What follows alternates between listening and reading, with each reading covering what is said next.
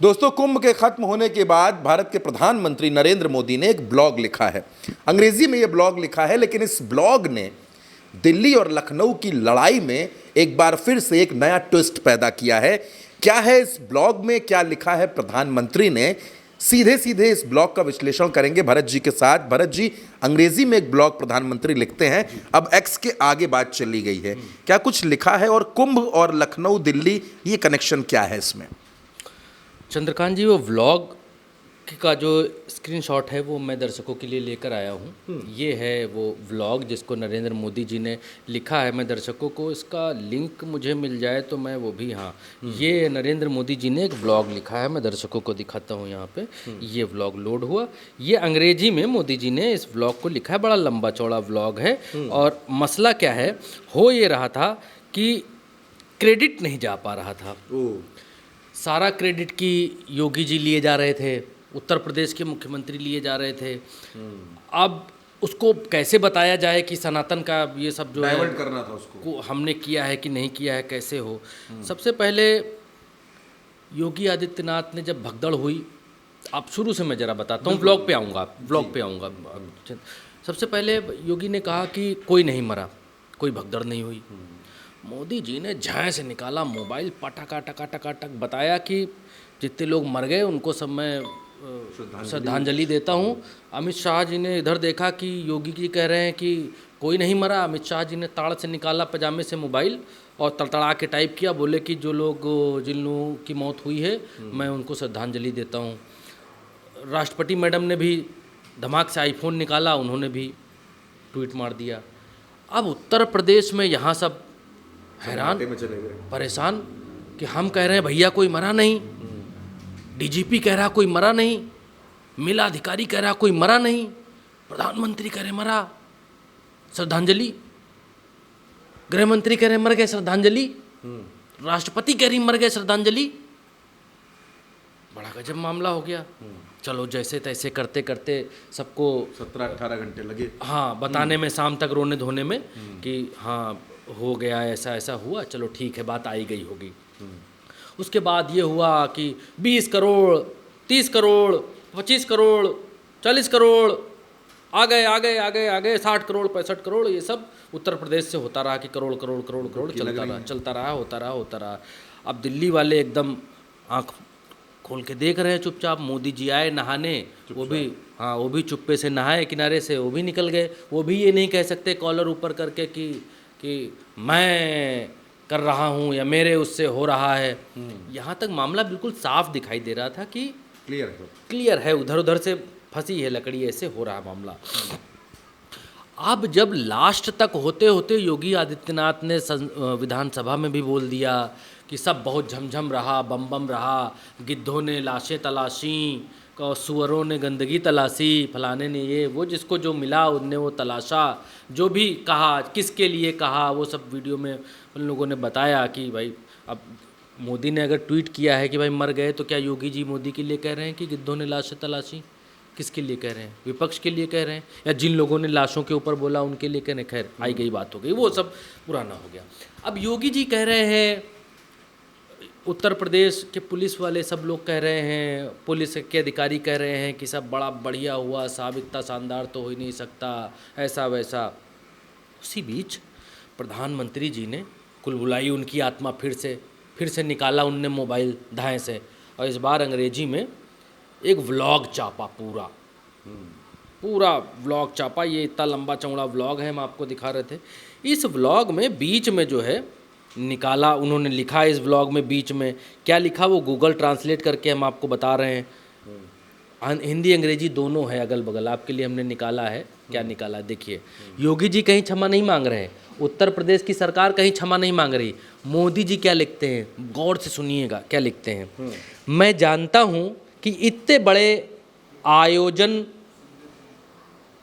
कोई आसान काम नहीं है, इतना बड़ा आयोजन।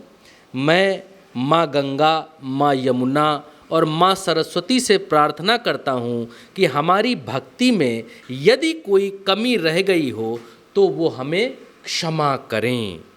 मैं जनता जनार्दन को दिव्यता का स्वरूप मानता हूँ। उनकी सेवा में यदि कोई कमी रह गई है तो मैं जनता से भी क्षमा चाहता हूँ। महाकुंभ में करोड़ों लोग भक्ति भाव से आए थे, उनकी सेवा करना भी एक दायित्व था। समझ रहे हैं? बिल्कुल पकड़ कर रखिएगा, क्षमा चाहता हूँ नंबर 1। यदि कोई कमी रह गई हो तो भी क्षमा चाहता हूँ।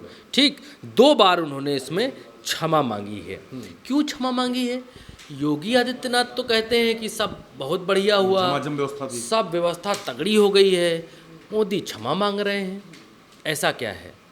दरअसल ये क्या है, ये क्रेडिट कहीं ना कहीं से मिले, कहीं ना कहीं से ये हमारा हो कि इसमें हमने क्या किया है, हमारा क्या योगदान है। अब वहाँ वाले देख रहे हैं कि यहाँ सब बम बम झमझम बता रहे हैं कि सब एकदम बढ़िया बढ़िया हो गया। अच्छा, विपक्ष भी ऐसा कुछ बता नहीं पा रहा है कि नहीं साहब, विपक्ष की सुन कौन रहा? सारा गोदी मीडिया उनकी, विपक्ष कुछ भी कहता रहे, गोदी मीडिया वो विपक्ष को गिद्ध बता, सुअर बता दे रहे, कुछ भी बता दे रहे हैं। जो मरे लोग तो उनको ये भी कह दे रहे हैं कि भाई उनको जो है परमात्मा ने मोक्ष जो है दिला दिया, इतने लोग मर गए। तो यहाँ तो सब बम बम झमझम हुआ जा रहा, कोई सुन ही नहीं रहा, विपक्ष बोल नहीं पा रहा।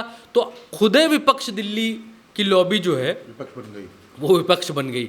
वो ये बात बता रही है कि नहीं नहीं, जो कुछ गलतियां हुई हैं, ऐसा नहीं है कुछ हुआ नहीं है, हमको क्षमा करिए, गलतियां हुई। तो ये दिखलाता है, ये बतलाता है कि दिल्ली में और उत्तर प्रदेश में सब कुछ ठीक नहीं है, लखनऊ के बीच सब ठीक नहीं है।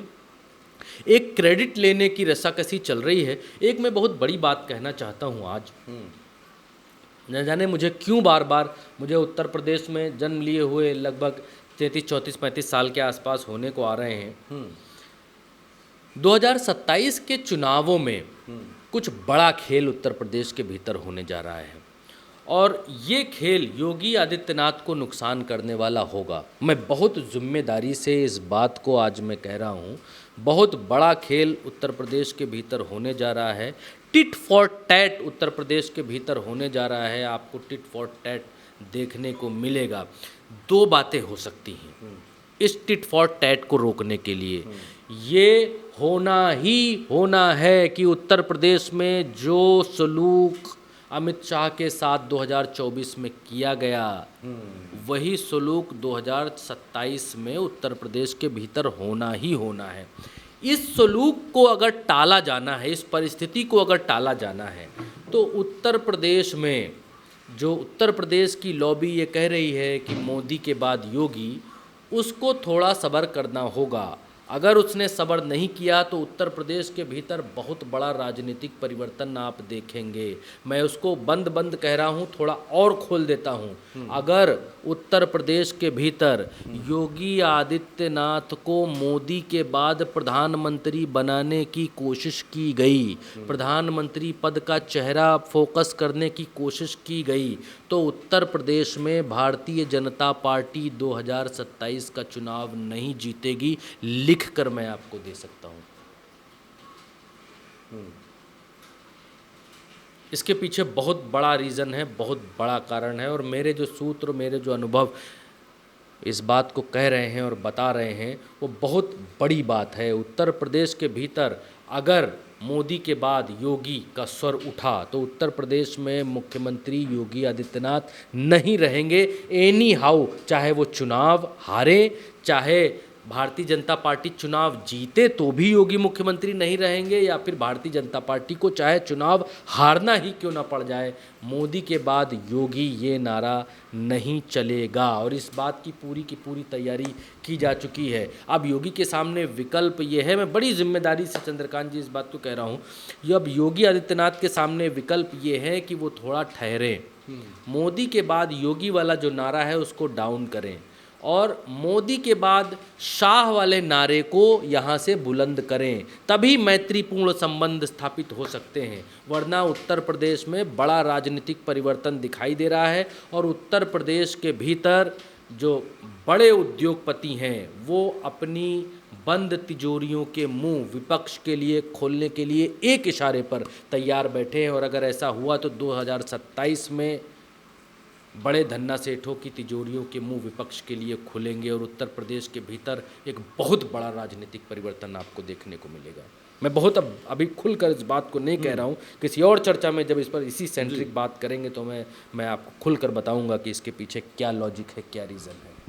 तो दोस्तों 2027 में क्या कुछ होगा वो भी अहम बात है, लेकिन भरत जी ने जो बात बताई कि क्रेडिट की वॉर दिल्ली और लखनऊ के बीच में देखने को मिल रही है। एक चीज़ और भरत जी हमारे साथ वापस आए जी। एक चीज़ और जो मैं बताना भूल गया, आपने देखा कि एक तरफ ये हो रहा था कि कुंभ के भीतर की सब बड़ा अच्छा है, बम बम है, उसी बीच एक तस्वीर और आई, जो दिल्ली का प्रदूषण नियंत्रण बोर्ड है, क्या नाम है NGT उसका? की बात कर रहे हैं? नहीं, एनजीटी की बात नहीं कर रहा, सेंट्रल पॉल्यूशन कंट्रोल बोर्ड, इनने 73 जगहों पर पानी की टेस्टिंग की। भैया तुमको क्या पड़ी है जब कुंभ चल रहा है?